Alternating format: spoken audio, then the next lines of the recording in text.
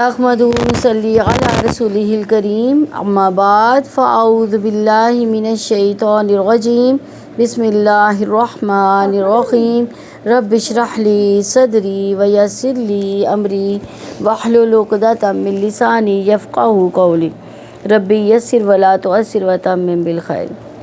پارہ نمبر 7 رکوع نمبر 1 ہے۔ وَإِذَا اور جب سمیعوا وہ سنتے ہیں ما جو انزلہ نازل کیا گیا الی الرسول رسول کی طرف، ترا آپ دیکھتے ہیں، آپ کے معنوں میں را دیکھتے ہیں، آیونہم آنکھیں ان کی، عین ان کی جمع آیونہ، تفیض بہہ رہی ہوتی ہیں من الدم آنسوؤں سے، مما اس میں سے جو عرفوا انہوں نے پہچان لیا، من حق حق میں سے، یقولون وہ کہتے ہیں ربنا ہمارے رب، آمنا ہم ایمان لائے، فاکتبنا چنانچہ تو لکھ لے ہمیں، چنانچہ اکتب لکھ لے نہ ہمیں، مع الشاہدین مع ساتھ، الشاہدین گواہی دینے والوں کے ساتھ۔ یعنی قرآن مجید جو ہے نا دلوں پر اثر کرتا ہے، تو یہ ان کے لیے جن کے دلوں پر اثر کرتا ہے۔ تو اللہ تعالیٰ کہتے ہیں وَإِذَا سَمِعُوا مَا أُنزِلَ إِلَى الرَّسُولِ، کہ جب آپ سنتے ہیں کہ جو نازل کیا گیا رسول کی طرف، تو وہ جب سنتے ہیں نا نبی صلی اللہ علیہ وسلم کی زبانی یا کسی کی زبانی اللہ کا کلام سنتے ہیں، تو کیا ہوتا ہے ترا اعینہم تفیض من الدم، یعنی ان کی جو آنکھیں ہیں وہ آنسوؤں سے بہنا شروع ہو جاتی ہیں، یعنی ان کی آنکھوں میں ایک دم سے جو ہے آنسو آ جاتے ہیں۔ یہ اللہ تعالیٰ کے کلام کی ایک تجلی ہے کہ کافر بھی اس کو سنے بغیر جو ہے نا روئے بغیر نہیں رہ سکتے۔ جس کے دل پر اثر کرتا ہے نا یہ کلام، وہ روئے بغیر نہیں رہ سکتا۔ اور اس کے بارے میں جو ہے نا یہ نجاشی کے بارے میں کہا جاتا ہے کہ جب حضرت عبداللہ ابن زبیر فرماتے ہیں کہ یہ آیت نجاشی اور اس کے ساتھیوں کے بارے میں بھی نازل ہوئی ہے، جب جعفر طیار نے ان کے سامنے جب حضرت سورہ مریم کی آیات جو تھی وہ سنائی تھی، تو ان کی آنکھیں جو ہیں وہ اسی وقت جو ہے نا وہ یعنی آنسوؤں سے بھر گئی تھی۔ مما اس میں سے جو عرف انہوں نے پہچان لیا، من الحق حق میں سے، یعنی ان کی جو آنکھوں سے آنسو کیوں بہتے ہیں؟ کیونکہ وہ فوراً ہی پہچان جاتے ہیں کہ یہ عام کلام نہیں ہے، یہ انسانی کلام نہیں ہو سکتا، یہ اللہ تعالیٰ کا ہی کلام ہے۔ یقولون وہ کہتے ہیں ربنا اے ہمارے رب، آمنا ہم ایمان لائے، فاکتبنا چنانچہ تو لکھ لے ہمیں مع الشاہدین ساتھ گواہی دینے والوں میں سے۔ یعنی وہ جب اس کلام کو پہچان جاتے ہیں، ان کی آنکھیں آنسو سے تر ہو جاتی ہیں، تو پھر وہ کہنا شروع کر دیتے ہیں، وہ اپنے رب کو بھی پہچان جاتے ہیں اور فوراً ہی کہتے ہیں ہمارے رب ہم ایمان لائے، چنانچہ تو ہمیں گواہی دینے والوں کے ساتھ لکھ لے۔ یعنی میں نے گواہی دی، کس کی گواہی دی؟ رسول کی گواہی دی، اس قرآن کی تصدیق کی، اللہ تعالیٰ کی وحدانیت کا اقرار کیا، تو مجھے اپنے نیک لوگوں میں سے، گواہی دینے والوں میں سے لکھ لے، جو تیرے کلمے کی گواہی دیتے، جو تیرے قرآن کی گواہی دیتے، رسول کی گواہی دیتے ہیں۔ وما اور کیا ہے لنا ہمارے لیے، لا نؤمن نہ ہم ایمان لائے، باللہ اللہ تعالیٰ پر، وما اور جو جاءنا آیا ہے ہمارے پاس، من الحق حق میں سے، ونطمع اور ہم حرص رکھتے ہیں ان یہ کہ یدخلنا شامل کر لے ہمیں ربنا ہمارا رب، مع ساتھ القومی لوگوں کے صالحین نیک۔ اور وہ کہتے ہیں وما لنا لا نؤمن باللہ، ہمیں کیا ہے کہ ہم اللہ تعالیٰ پر ایمان نہ لائیں۔ یعنی جب اللہ تعالیٰ کو انہوں نے پہچان لیا، آیات کو پہچان لیا، رسول کو پہچان لیا، تو وہ کہتے ہیں کہ جب ہم پہچان چکے، جان چکے، تو ہم کیوں نہ ایمان لے کر آئیں۔ یعنی اللہ تعالیٰ کی معرفت ہی ایسی چیز ہے کہ جو اللہ تعالیٰ کو یعنی اللہ تعالیٰ کے ساتھ شرک کو جو ہے روکتی ہے، یعنی اللہ تعالیٰ کی وحدانیت کا اقرار کرنے دیتی ہے۔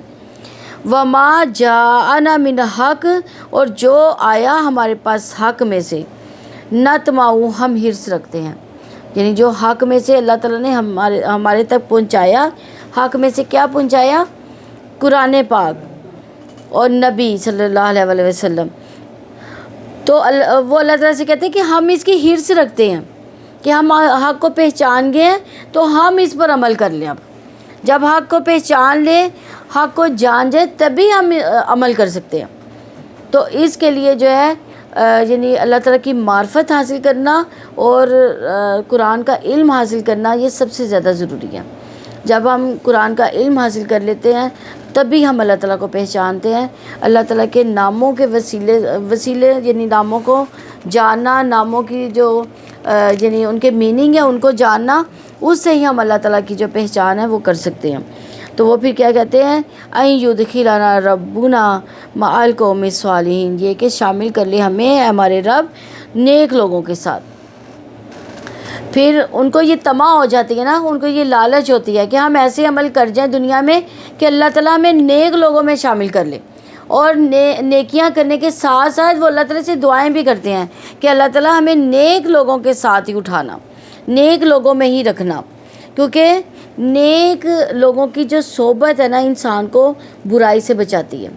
جیسے آپ بے نمازیوں کے ساتھ کہیں سفر کرتے ہیں تو آپ کیا کرو گے، آپ کو نماز پڑھنے کا ٹائم نہیں ملے گا، وہ وہاں پہ گاڑی جا کے روکیں گے جہاں پہ کھانا پینا ہوگا، نماز کے لیے کبھی گاڑی نہیں روکیں گے۔